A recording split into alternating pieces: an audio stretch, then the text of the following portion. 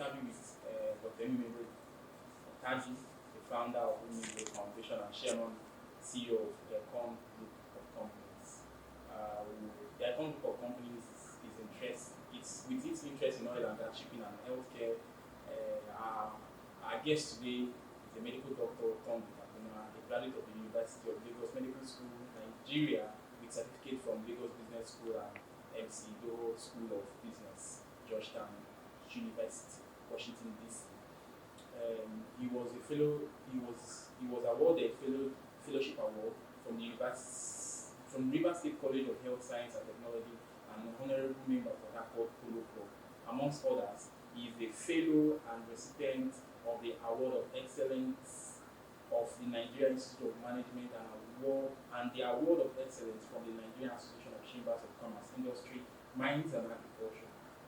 Award of Roll of Honor from the Nigeria Medical Association and Distinguished Medical Practitioner of Nigeria, DMP, awardee of the Association of Nigeria Private Medical Practitioners, and honored with the Distinguished Service Star of Rivers State, Dssrs, award by the state government, National Productivity Order of Merit, award for high performance, hard-working, and excellent officer of the Order of Niger, OM, by the President, Federal Republic of Nigeria. He is the second National Deputy President of the Nigerian Association of Chambers of Commerce, Industry, Mines and Agriculture, elected chamber member, Nigerian Institute of Management, chairman of the Marine Trade Group, PETAT, and member of the Petroleum Technology Association of Nigeria, and many more. You're welcome.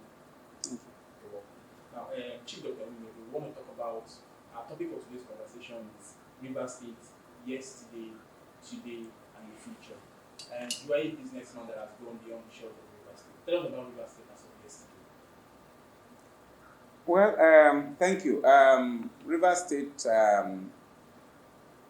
it's you have to take it back because in 1967, the old River State was created. Present-day Bayelsa and River State, and then before then we were part of the Eastern Nigerian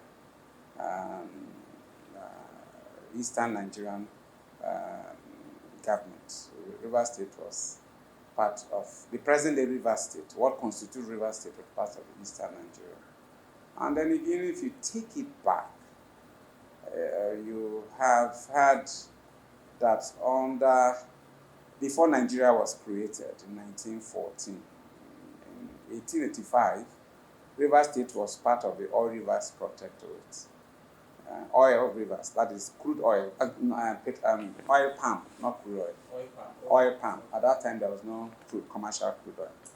And then in 1893, we became part of the Niger Coast Protectorate, which with the Royal Niger Company.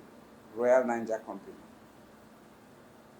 the Lagos colony became the Southern Protectorate, which in 1914 merged with the Northern Protectorate under the British and became a country in 1914. So basically, that is River State as yesterday in terms of governance, in terms of thing. Yes, that's how River State has been. So how is River State going? Well, I will not talk in terms of governance, but if we are more specific, it will be nicer, because I won't talk in terms of political governance.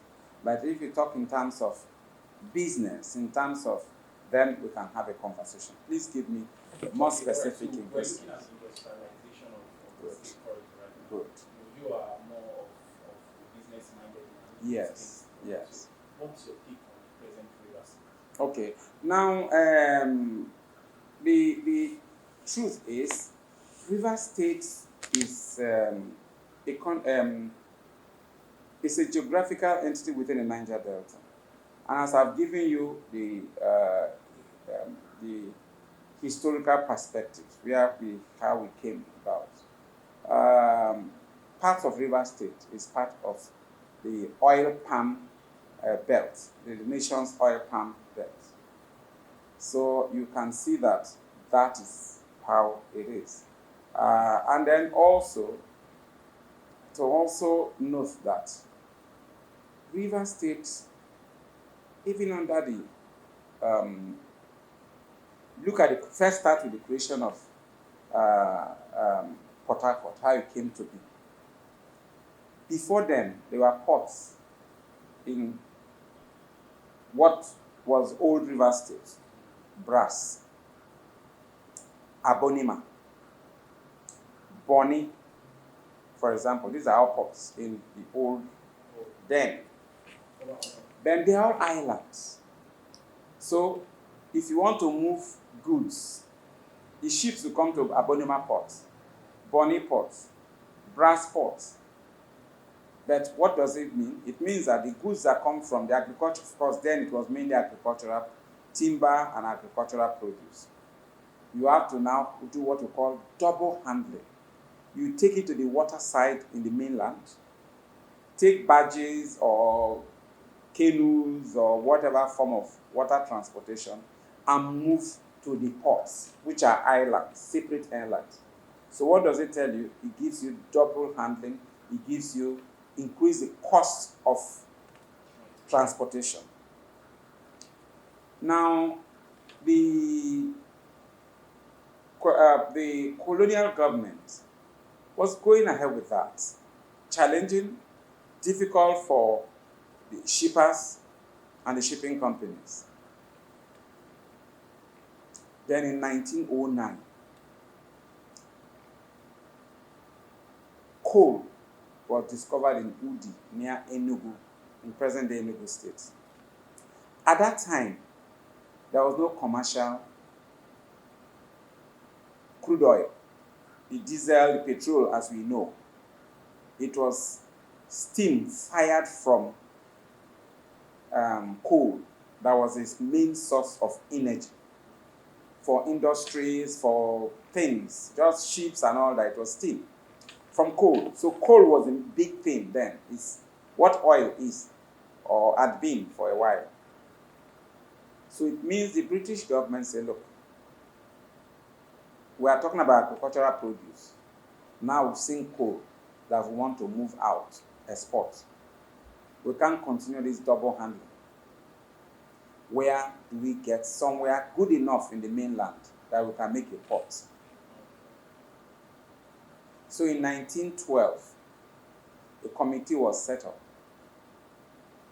And the present Port Harcourt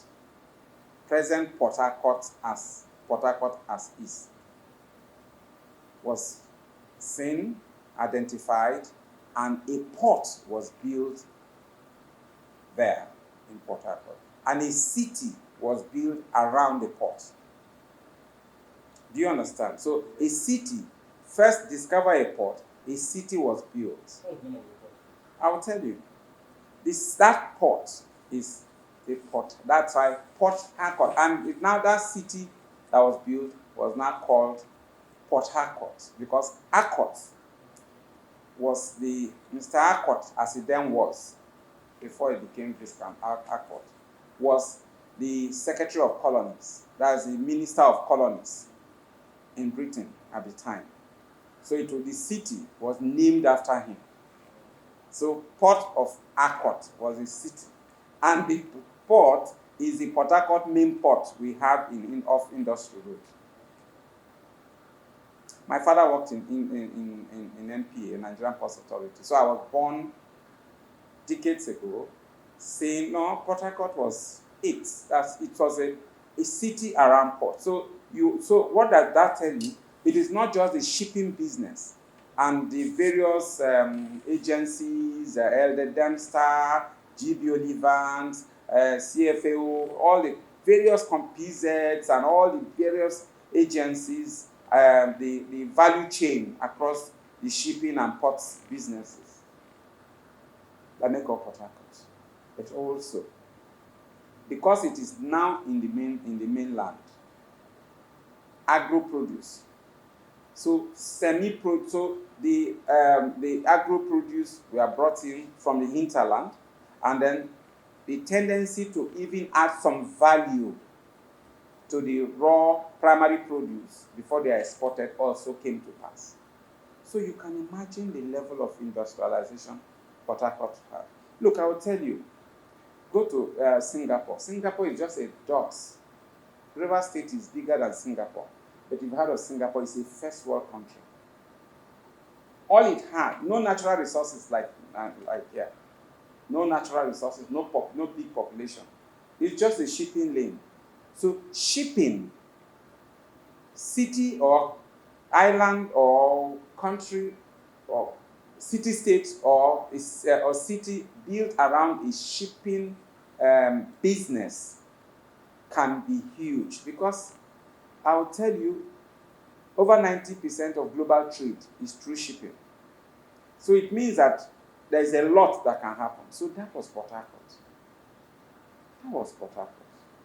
And even after, so you can see the genesis from 1912 and how it came, and we came in, and even up to independence, it was on.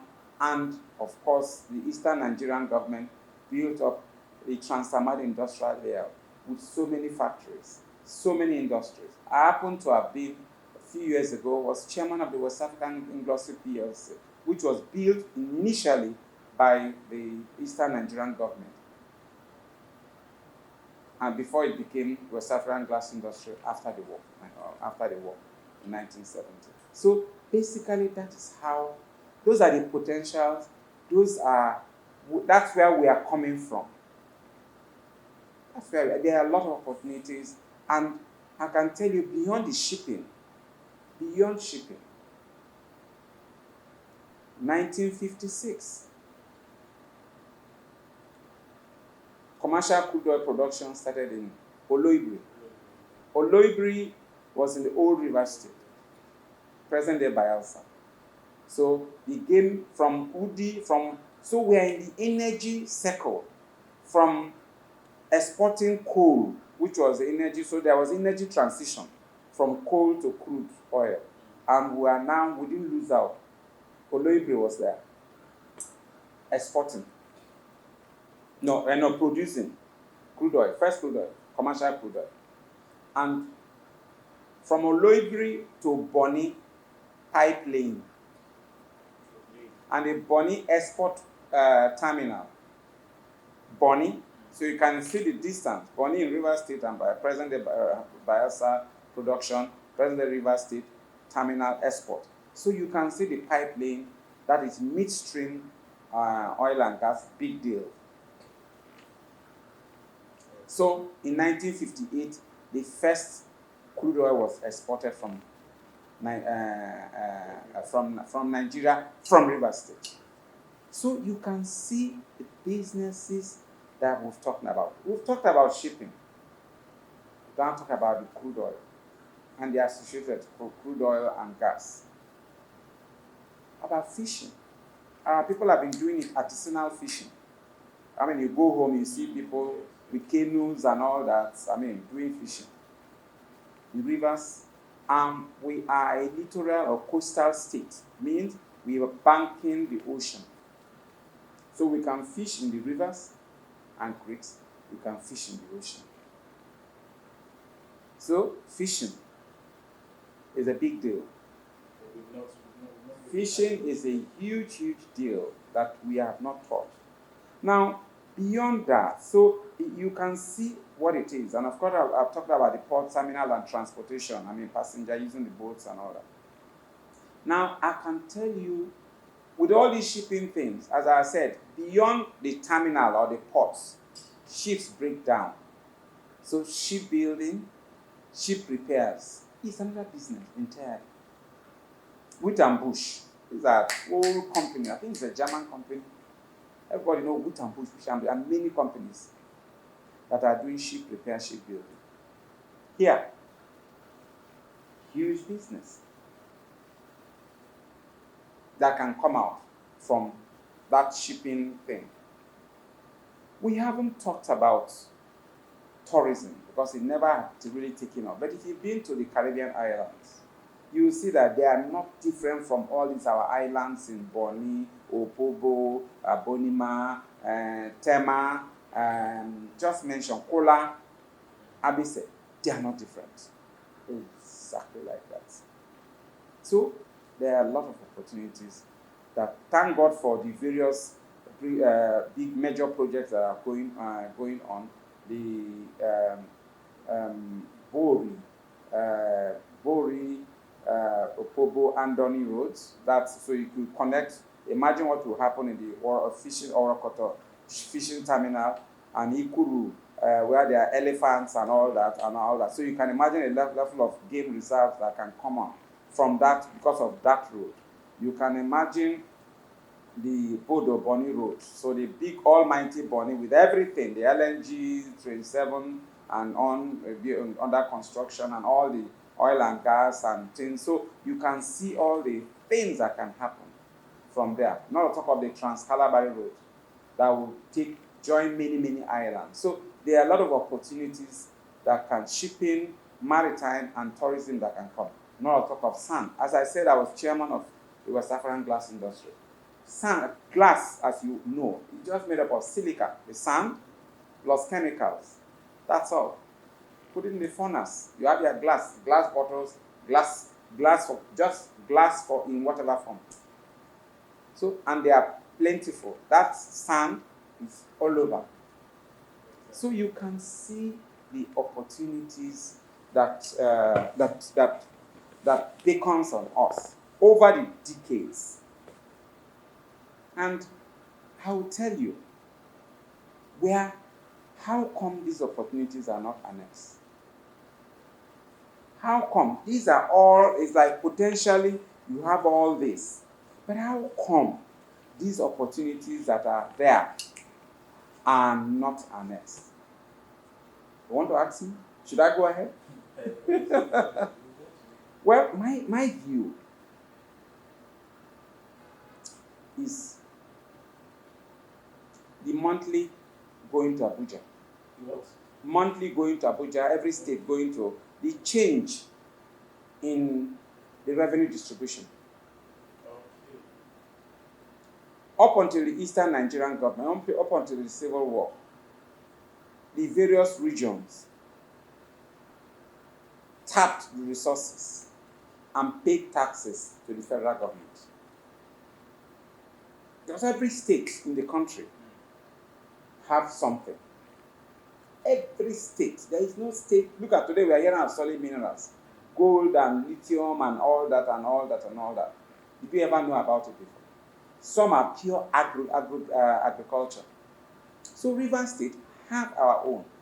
But when from that independence way, post-independent way of sharing or of the various regions tapping their resources changed to, everything belongs to the federal government. Then every person come and bring their share. So you just put your plate. It's like a big home in the village where maybe there are 10 children and then the mother cooks and every child brings his plate and they just pour your food. What does that? It makes you lazy. In that house, imagine if you tell every child, go and hustle, bring their thing. Legitimate also do, bring their thing and work. The children will be better people than if you just go, just sleep, wake up, food time, meal time, go and drop their plate. That one killed political will. I will tell you, at the time of the regions, Western Nigeria got the first television. They built the cocoa house. First television in Africa. I think in Africa, yes. From their cocoa and other agricultural produce. It's Western Nigeria. Eastern Nigeria, of course, went far with the cocoa, with the agro, the palm. They did a lot. The head of the region, I think the premier then called, Dr. Okpara, a lot was done. In the north, they had the granite pyramids. Yes. So, all of them did. They developed. But since things changed, There was no political will. You can stay, some people can stay, and then every month just go and collect their money. Whether you produce anything to the common pot or common pool or not, you are entitled to collect money. So it killed political will. I can tell you that, in my view, is the biggest problem that has hindered developments in the various states. Maybe to some extent, maybe except Lagos to an extent, because Lagos didn't have the oil. They are collecting the money because of population, but they also pro-business. Because they are doing pro-business, their IGR is increasing. Yes. No, that's it. The seaport, they have many seaports down. Today they have even done they have the Lekki deep seaport. They even now partnered with other group tolerance and all that to do private seaports. So that's another matter. So what I'm trying to say precisely is that is how it is. But in all others, especially oil-producing states, lack political will. So that, for decades, have been a showstopper for us.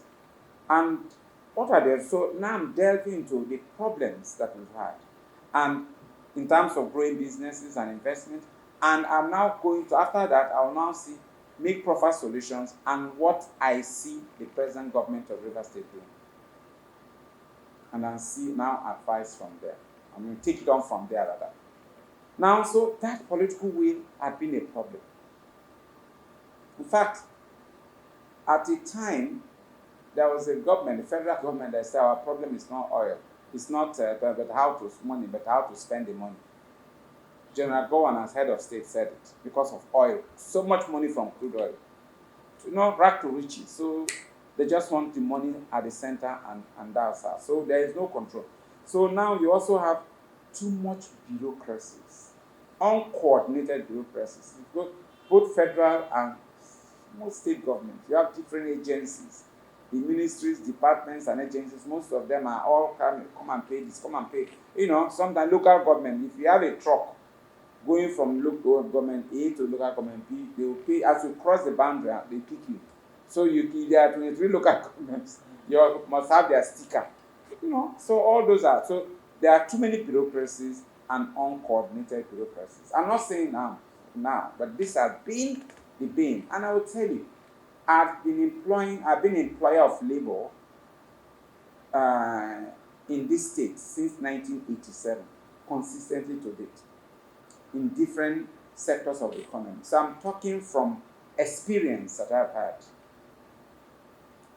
So you have that, the uncoordinated bureaucracies that we're supposed to, agencies that are supposed to regulate and all that. So, but instead, you will have that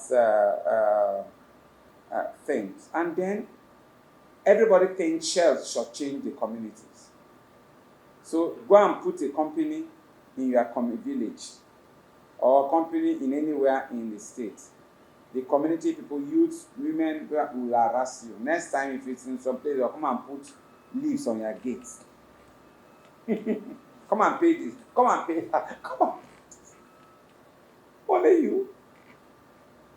In other clients, they will encourage you because as you are growing, you employ people from the community. You are bound to because they are near. They can walk to your office, instead of employing somebody from far. So you can imagine they have seen. Other people will see the bigger picture. Employment generation in the community. Other people will see the immediate personal gains. Give us money. Give us this. Put all sorts of conditions. Make you to sign on some of MOUs and GMOUs and all sorts of things. And most of those money don't even get to the communities. A few people just take them. So that is it. And as I said, with all these ones, there is a lot of entitlement mentality. They see every private company, every business as Shell. Oh, give us. Shell, I'm sorry, started wrongly in terms of how to relate with the communities. So they just, if you make noise, they settle you. They make noise, they settle you. You make noise, they settle you. So with that settlement, everybody just wake up, make noise for settlement. It's a mentality that has gone on. So there has to, for things to get right, we need to change our attitude. There has to be a cycle, that attitude change. It's important for us to move forward. Now, of course, ease of doing business is difficult. It's a national problem. We all talk about the national discourse, various state discourse. Ease of doing business is bad and all that. Is there multiple taxations? That one is there. National, states, a lot of multiple taxations from the MDAs and local governments. They just tax you. They just wake up, and it's uncoordinated. So everybody wake up, and because the Constitution gives local governments some leeway to tax, so they just feel that we're independent, we'll do it. And then the various MDAs, and then the federal too. So the 3 layers of government all just go on without coordinating. Infrastructure had been bad for years. Infrastructure in terms of power, infrastructure in terms of roads, which in Rivers State, I must say that a lot is happening. A lot of positive things are happening in terms of infrastructure. Have been happening for a couple of years, and now it is being taken to the next level. So we must say what is good. Now, the insecurity. Insecurity was a problem. It's still a problem, but because it is a national issue, we cannot dwell on it too much. Because if you dwell on it, nothing will happen in any state. Insecurity is a problem, but we must do what you got to do. What you got to do. What's the remedy for this? Pardon me? What's the remedy? Well, I'll get there. So it is a pain. These are the problems I am doing, and then how do we mitigate? We'll get there, how to mitigate. And then, of course, funding. Funding is a problem. Most genuine businesses don't have funds to do it. If you go to the bank, you get huge interest rates that you can't. It's unreasonable. It's unworkable interest rates. So it's a problem to do. And then over the years, a problem that has been on, which now is improving, is a title document, certificate of occupancy, COFO, because you need it to be taken seriously. If I come and want to acquire, I want to take stake in your company, I want to make sure your land is genuine. If you want to borrow money, you use that as a collateral. But if you don't have a certificate of occupancy, it becomes a problem. Before now, it has been very difficult to get a certificate of occupancy. They can, therefore, for months and years, it's not out, even though you've done all the things that you need to do. So that has been a problem. Then quick dispensation of justice. Listen, in some countries, we'll put an agreement to do business. And if you break the covenants of our agreement, I'll take it to court. In the next few months, that justice will come out. But here, sometimes, in fact, they will tell you go to court because they know that in the next 5 years, 3 years, 5 years, 10 years, you are still in court. So it's an issue. And then, of course, the problem that we've had over a while, both at the national level, that the fiscal and monetary policy issues that's affecting us, causing high inflation and all manner of things that are affecting businesses, and of course, the absence of foreign exchange. So those are some of the issues, major issues affecting businesses nationally and here in Rivers State. Now in the state, how can we do it? And what is happening? My view is that a journey of 1,000 miles starts with a step. The previous government did quite a while, quite well in terms of road infrastructure.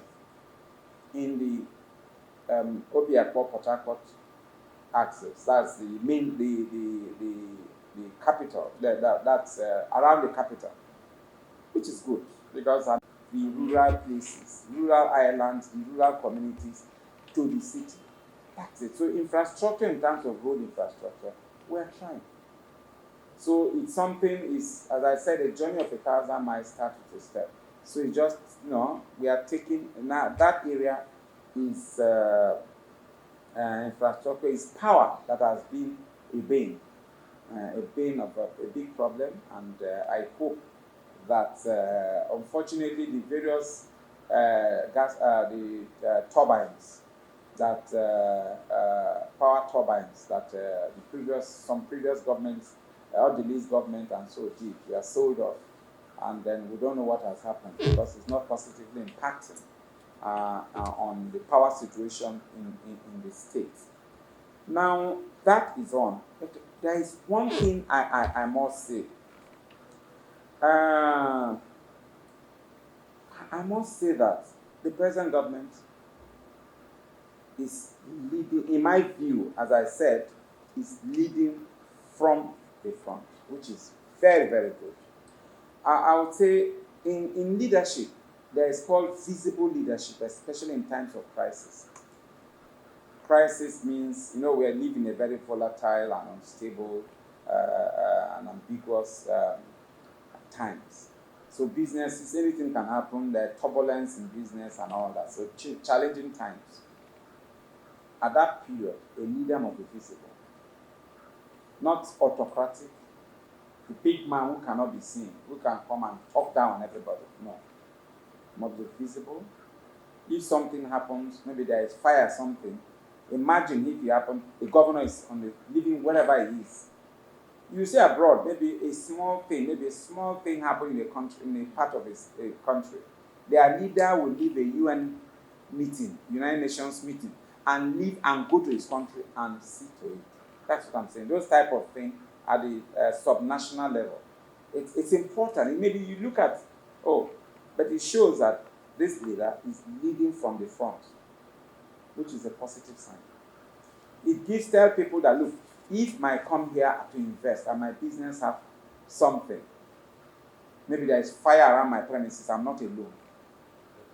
The government will hear it and be on top of it. That will be the commanders commanding the various people to go and gather, and then thereafter come and see what has happened and try to help me.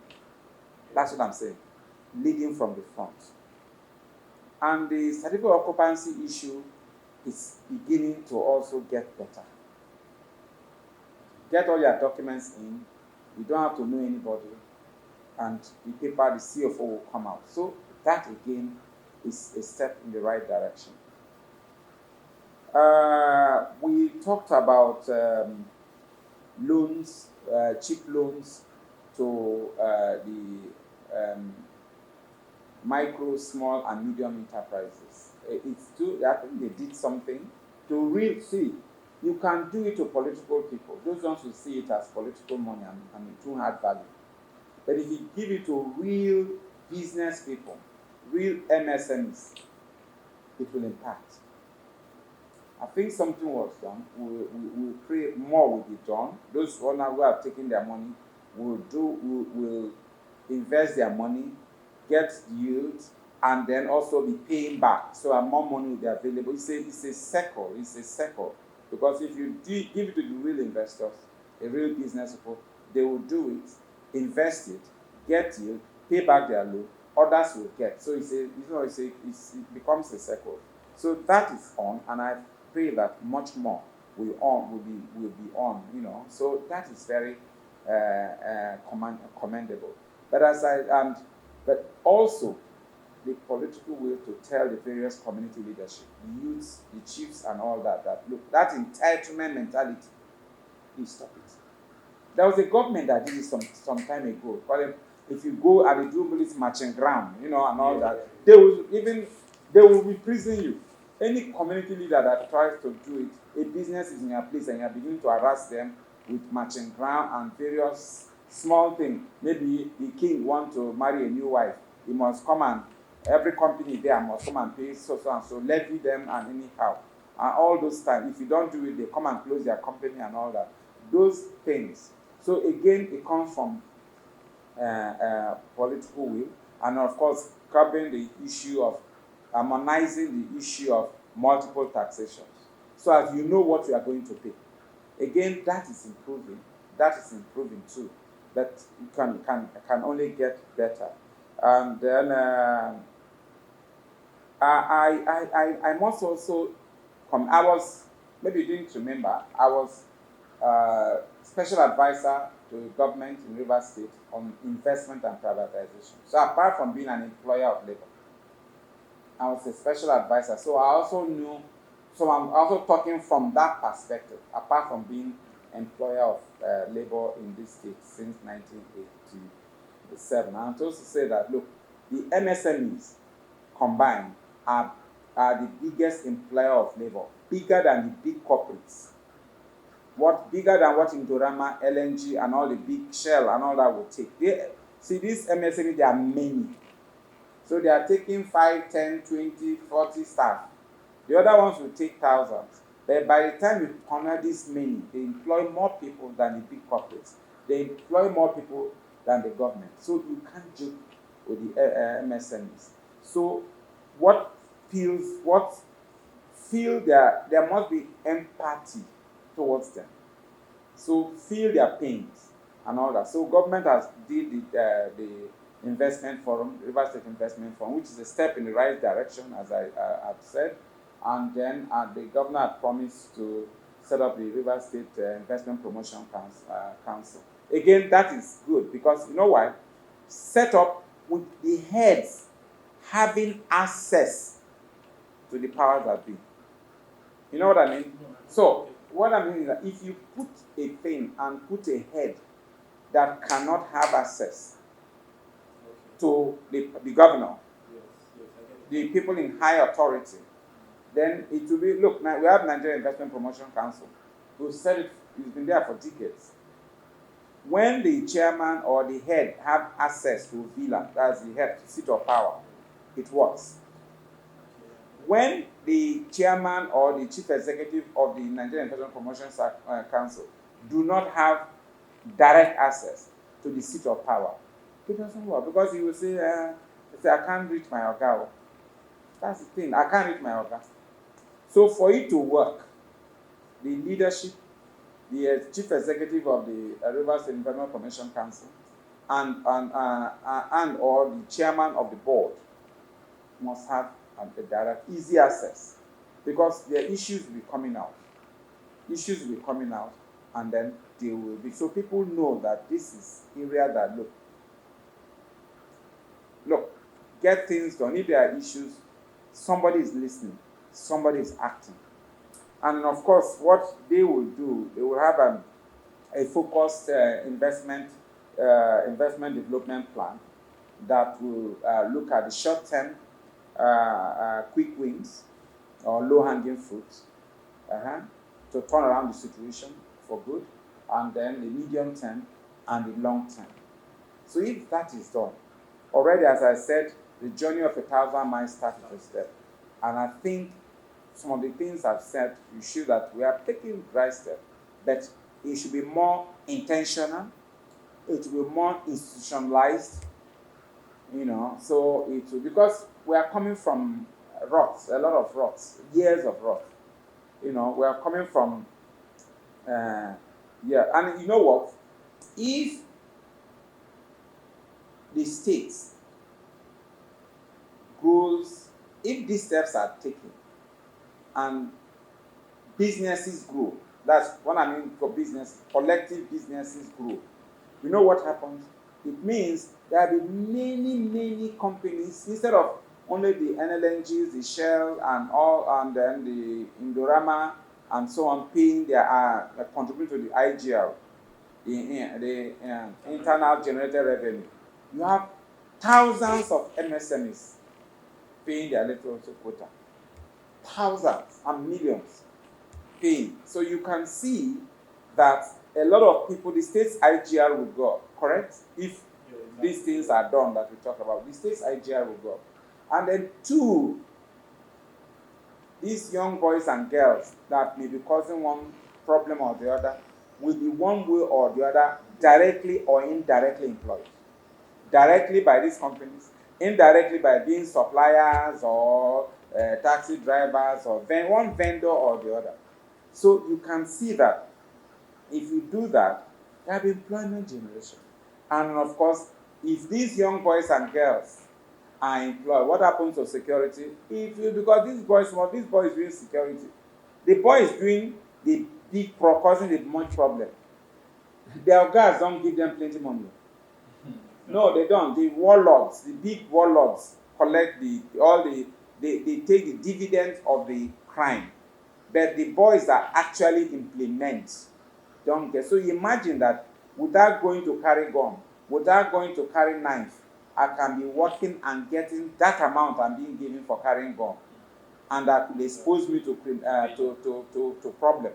I can get it working. Won't I go and work? So you can see the picture. So what I'm trying to say is that attitude change, in summary, strong political will from government that look, Abuja money is good, but let's grow businesses. Let's be pro-business. And the Abuja oil money and all that are secondary. Can we do it? Yes, we can. Dubai has a lot of oil and gas. Dubai doesn't talk their oil and gas. They talk about every other thing but oil and gas. Because they face tourism. They face every other thing, financial services. They face every other thing to grow business. Their oil and gas became secondary. So they succeeded. So if Dubai can do it, yes, the Niger Delta state can do it. Yes, River State can do it. Yes, you can. Thank you. Yeah, so as I said, the journey of 1,000 miles starts with a step, with a good step, and I think it's just all of us to encourage the government. They have taken the step, and to encourage them to say, look, you know what? That's the essence of when you said we should have a conversation. We have this conversation because nobody knows it all. So all of us, whatever advice will be put in, and the important thing is that we collectively make a good progress. Thank you. When you were speaking, I pointed out things that I feel that we need to elaborate more. You talked about River State being one of the fastest growing states in infrastructure and urbanization in Nigeria. First of all, I do think that's enough to put us on the map to talk more on. And also moving forward to entrepreneurship and business, their background. What exactly? Just that one key thing that needs to be done to attract foreign investors. Just one key thing. Well, I did say that the previous government did a lot of road infrastructure, especially road infrastructure around the Port Harcourt metropolis, which is good. Most of our population in River State stays around the Port Harcourt metropolis, so which is good. And I also did say that the present government is now taking it to the next level, while also doing the Port Harcourt metro, facing the Port Harcourt metro, but majorly facing the interland, because you need to connect the interland to the metropolis, because the industries, the big industries and all that, the farms and all that will be in those places, so you need to connect them. So it's in. And I also did say that our problem started after the mode of federal allocation of funds was changed, where every month from the regional, at independence, we had the 3 regions, and where you make your money in the regions and you pay taxes to the center. So the 3 regions were running at their own pace, and they are developing and going. So there was a lot of political will. Each one, look, I must do my own well. Each one, I must do my own, and so that I can get more money than the next one. That things changed when they changed it from the regions to the states now, everything you get belongs to the federal. Every month go with your plea to the center. That changed the thing. And that also changed the political will. So if you ask, I read out, or I told you many things that are affecting, are drawbacks to investment and doing business in various states, including Rivers State. But I also said, one of the biggest things is a political will. Political will, if you ask me number one, yes, I've mentioned many things, entitlement issues, of the thing, of the community harassments, I mentioned multiple bureaucracies, I mentioned many. But I have to say that if there is political will, means with the head saying, you know what, this one, if Dubai can have oil and give it aside and do business, tourism, financial, other businesses, industrialization, I can do it. So that is the beginning. If that is done, it means that an investor can come and say, yes, this is it. If there are issues, look, I was passing by, I had the governor saying something. And I saw on the way to airport, Tam de Bolivar, where they had mass piece of land, and they gave an investor, look, this is our equity, build low-income houses. That's a political will. That's a political will. Low-income houses, the government will have a part of it, which they can allocate or sell or whatever it is. But a lot of, an investor can come in real estate sector business. I say, look, I don't have all the money. I don't have time to go and buy hectares of land. Government, I'm just giving an example, one side of business. And say, look, can you give me land, government? We'll build, I'll bring the funds to build. As I build, we'll share. You take, I will take, and we'll sell. Or an investor in a port can come. I say, you know what? This is a port terminal we want to build. A port we want to build. Government, give me the land. I'll attract funds. So when government is involved, there is political will. It means that all these local harassments and multiple taxations and all these issues will be abated, correct? Yes. So those are the political will. It comes in different areas. It comes in different areas. Yeah, that's it. Let me go there. Talking about industrialization, you were the former chairman of the Southern Gas Industry, former director of these were already companies they were on, perhaps they were investors that came into the market to invest in these companies. Like before this conversation, we're having a conversation. Before this interview, we're having a conversation, and I told you that someone can just wake up and say, "Oh, I don't have a job, but I'm going to Kalabari to get something." But today it's no more. What happened to this company? Well, as I said, number one, government is a government, not just Rivers or Nigerian government. Most places, government is a poor business person, but government can facilitate ease of doing business. Now, those companies that we are talking about at the time had investors. But some of them, one issue after the other, of course, presently in Nigeria, even recently, Guinness, 75 years, in Nigeria, they've been there 75 years. They've gone. Michelin left. Michelin was one of the biggest employers, individual employer, that is, biggest individual company employing in the States. Michelin left some years ago. These are people, they came in and the government at the time partnered with them and they brought funds. But you see, we need to institutionalize this political will or this can-do attitude. Because if you are here now, the next day, or the next year, or the next decade, or the next 2 decades, the next government that comes, say, no, I'm beginning to do anti-business thing. You just move off and go, sell off and go. Do you understand? Because nationally, you're already dealing with issues. You are dealing with foreign exchange issues. You are dealing with poverty issues among the people. So poverty means that their people's ability to buy your product is limited.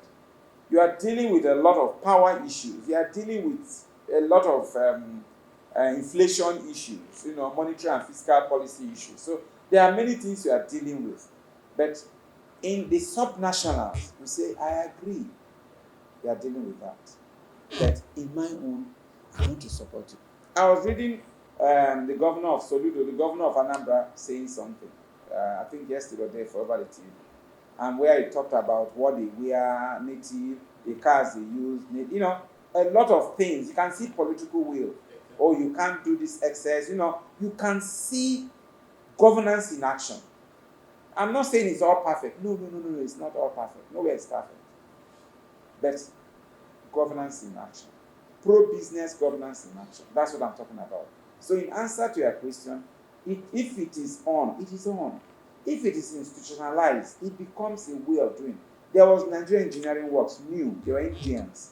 At the time, Transamadi, there was Indians. They had many factories. So when things don't go on, they just move on. I was chairman of West African Glass Industry. Two different times. The first time were the Germans, Cortina Carlo, a German company. They were the technical partners. They were technical partners and they are also equity holders. They are part owners of the company. The second time was an Indian company. That was before I became commissioner, and because we started production and all that. Part of my job was to get the company back up, ID, and then Indians to start production before I left to become commissioner in 1999. So you can see that is it. So the moment the pro-business things are not done, so what we will pray for is consistency and institutionalization of this pro-business, yes we can attitude. Yes we can because Dubai is doing it. So we can do it, despite our odds. And by the way, everybody is saying that in the next couple of years or decades, fossil fuel, as we now know, will be a thing of the past. Coal was a big deal. Coal came to almost zero. Now some people are modernizing it and using it for power and all that. That became almost zero. Fossil fuel with renewable energy.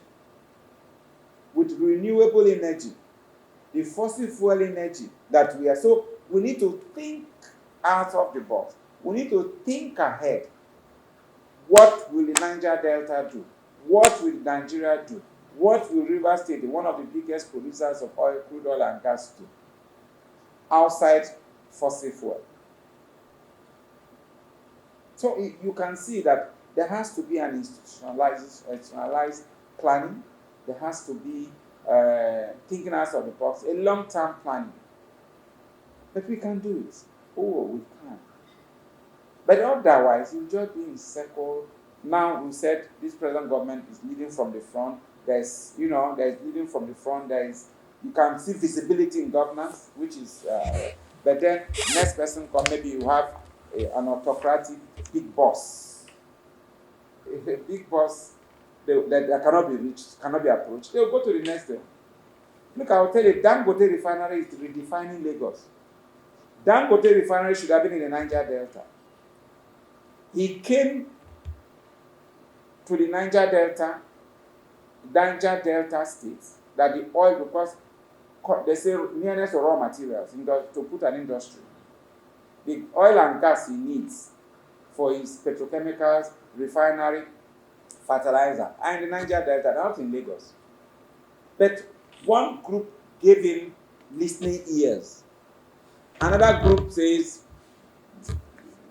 they didn't give him listening ears. So he moved and piped the oil and gas from the Niger Delta to Lagos. I can tell you, I've said it several times, my vessels were involved when they were doing the pipeline. I was angry because they took business that should be in Niger Delta to Lagos. But I've got to do what I've got to do. But I was very angry because the pipeline, I was not involved in pipeline, but I was involved in support of the pipe laying contractors, moving the pipes under the ground in the ocean to Lagos. You can imagine he had to take extra expenses. He should have been here. So imagine if we have institutionalized this political will. We will beg him to come. Do you understand what I'm saying? We will beg him to come. Look, it has Dangote Industries in that Lekki, Lagos, have redefined, opened up Lekki, Lagos, have redefined Lagos, industrialization of Lagos. And you know what? There have been many SMEs. There have been many vendors, suppliers, hotels that, just mention the value chain that we build around it, apart from the direct hires or direct employees. So you can see it's something that we missed, and we shouldn't be missing. We shouldn't be missing. We have no business to miss those things. We should do. Look, somebody want to bring money? Please. Please come. Please come. Because the man is going to borrow money. Look at Dangote. In the past few months, years, he has gone almost completely grey because of that. A man is having sleepless nights with loans and loans on his head. So what you can do, and he could do without doing it. So if he's doing for the sake of your people, for the sake of the increased IGR you will get, not just from you, but from the SMEs that will grow around it, that will pay into the state's IGR, please come. Please come. And there are many other Dangotes locally in the states. Many Dangotes. Dangote not as rich as Africa's richest man. When I mean Dangotes, investors. Locally, in the country and outside, that are prepared to come. Just give the listening. Just have a place. I will tell you, this investment fund is shy. Investment fund, if there is any problem, it just goes away. Just the slightest problem, it just moves. So investment funds are looking for where they are welcomed, they are celebrated. They will come. Finally, just a bit, can you advise Rivers ADA, Rivers State, Rivers Youth? Well, my advice to the Rivers youth is to say that, please, note that it is the entitlement mentality that every business you are seeing is not shared. That thing that we had, I was born, before I was born, people knew Shell. After I was born, Shell, every community, Shell, So kill. These private businesses are not Shell. So please, support, don't hurt, but support businesses in your community, because they will grow, they will grow the economic space in your community. They will decrease